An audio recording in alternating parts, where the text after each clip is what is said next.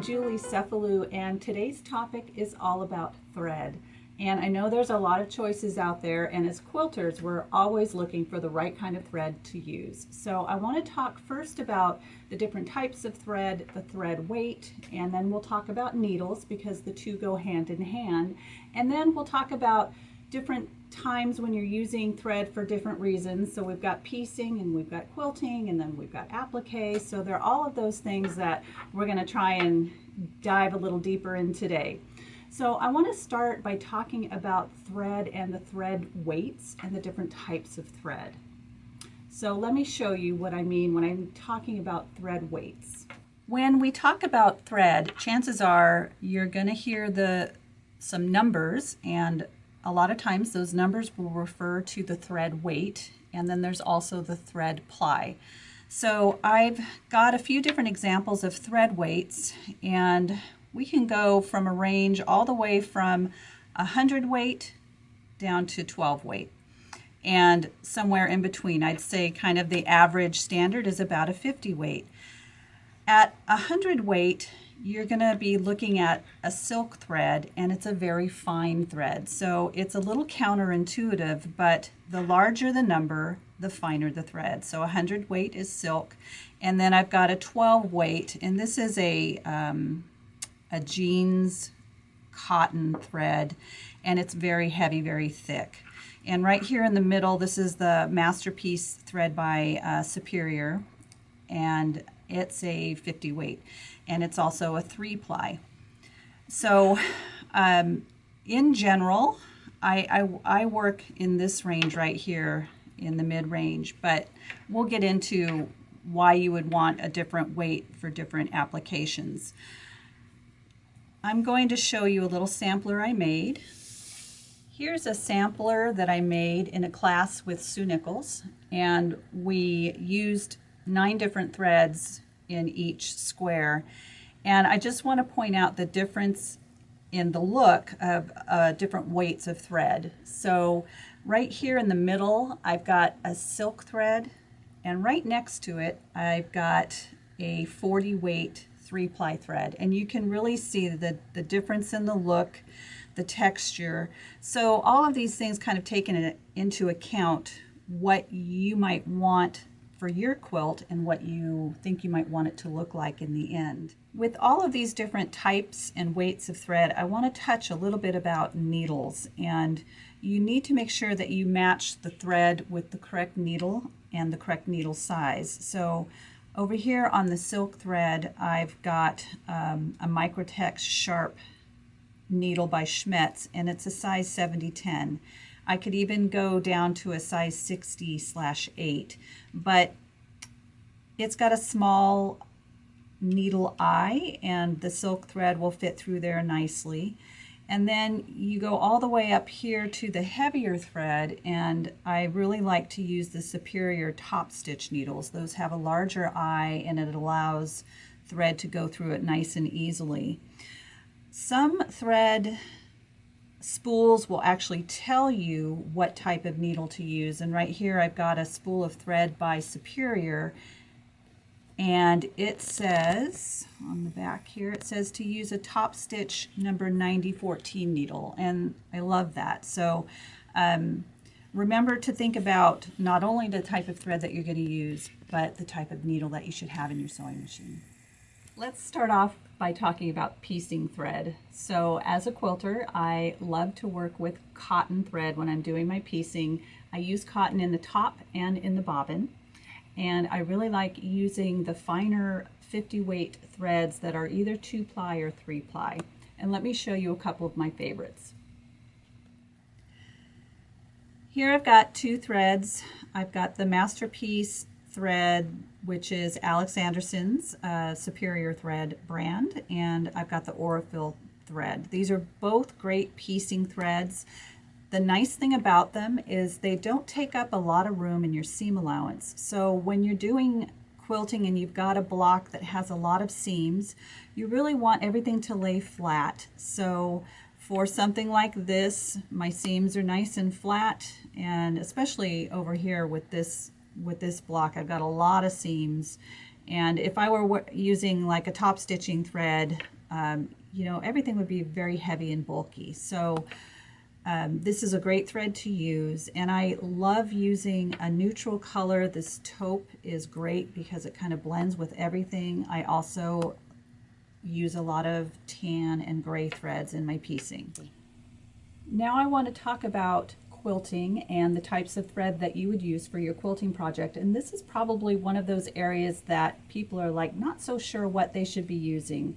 And I know there's a lot of different types of thread out there. You've got cotton, polyester, silk, rayon, so a lot of choices. Let me show you a few examples of some of the things that I've done and the type of thread that I've used.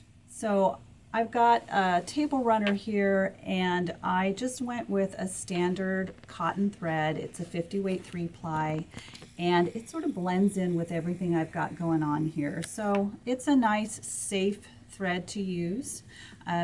If you turn it over, I use the same thread in the bobbin. It shows up a little bit more on the darker fabric than it does on the other fabric, and that's okay. I like that look. Next, I've got an example of how you could use a metallic thread, and this one is it's a glitter thread by Superior, and it's really fun. It kind of shows up a little bit. I don't know if it's going to show up on the camera for you, but right here you can see that it has a little bit of a shine to it, so it's kind of fun to use. You can even use it when you're stitching in the ditch. It just sort of makes things pop a little bit, so that's a nice fun thread to try. And right here I've got an example of a silk thread, and when I'm doing some feather quilting and some really tight meandering, that silk thread is really fine.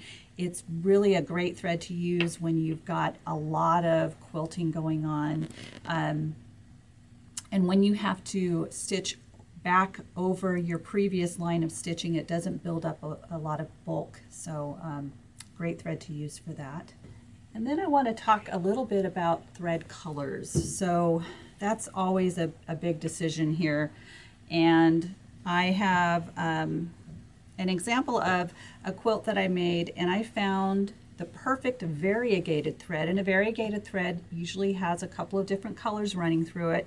Well, this thread happened to have every color that I found in my quilt top. So perfect for something like that. I didn't have to change my thread colors. I just kept that same thread throughout. I do want to mention though that over here in the border, the yellow in the thread sort of disappeared with the yellow of the border fabric. So that may or may not work for you. I think it kind of gives it can give it a little bit of a spidery look. So be careful when you use the variegated thread, but when you find the right one, it's really going to make your quilt look great. On this quilt, I used two different thread colors. I went with a creamy yellow here in the plain fabric, and then I switched it over to a blue here. So sometimes you're going to use maybe 2, 3, 4 different thread colors in your quilt. I do want to just point out that in the border, I used that same creamy yellow thread. You really can't see it because of the busy fabric. So another thing, don't knock yourself out over the quilting if it's a really busy fabric, because you're really not going to see it that much. For this example here, I was just playing and I really wanted to be able to see my stitches. This is some graffiti quilting that I did, and I chose a bright orange against the olive green, and it was I think it was a thicker, maybe a 40 weight thread as well. Here's an example of a little quilt that I did that's kind of scrappy. So if you're doing a scrappy quilt, kind of like the Raja block of the month that we're doing at the quilt show, if you can find a variegated thread that's got a lot of different colors in it that goes with the palette, that's a great time to use that variegated thread. Sometimes maybe a neutral thread will work for that as well. Here's a little tip for you. When you've got your quilt sandwich, you've got this extra space out here in the extra backing and batting. And this is a place where you can lay a strip of fabric, maybe something that you're using in the quilt top, right along the top of that. And right here is a place that you can play with your your thread choice, with your tension. Make sure you've got all the kinks worked out here, and then once it looks good here, then you can go ahead and work it into your quilt. Another time when I think about the type of thread that I want to use is when I'm doing applique. And here's a little example of some applique that I did for the block of the month in 2014, I believe. This is my letter S, and I really wanted my stitches to show up, so I used this Magnifico thread by Superior, and it was a great choice because it really shows, it's got a little sheen to it, and so if you want your stitches for your applique to really show, pick kind of a heavier, sheeny type of thread, if that's a word. If you want it to blend in more, you want to think about a cotton thread, maybe a finer weight thread. In general, when you're picking your threads for quilting or for applique, the heavier the thread, the more it's going to show. The finer the thread, the more it will blend in. So that's my thread 101 in a nutshell. There's a lot of information, and if you want more, you could go to superiorthreads.com. They've got a great website with tons of information all about threads.